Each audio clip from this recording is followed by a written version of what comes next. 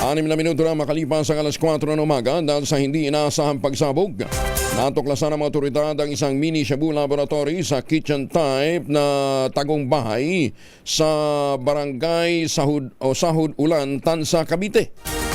Nagulantang ang mga residente nang magkaroon ng pagsabog kahapon ng umaga. Noong una inakalang bomba sa lakas ng pagsabog. Kaganda na responde ang Tansa Bureau of Fire Protection sa pamumuno ni Fire Senior Inspector Armand Lee Andres. Nang dumating sa lugar, bumungad sa kanilang iba't ibang paraphernalia, mga chemical at mga equipment na ginagamit sa pagluluto ng shabu.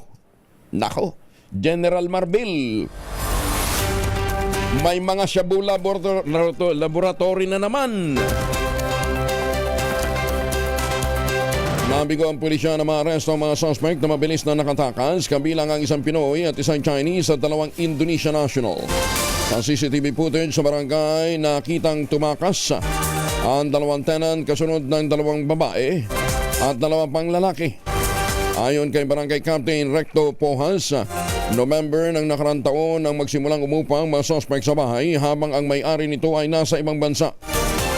Ginawa lang ang ginagawa ang transaksyon sa social media sa tulong ng mga kamag-anak na may-ari ng yung kanilang pag-upa ay ginawa sa pamamagitan ng social media sa tulong ng mga kamag-anak na may-ari ng bahay.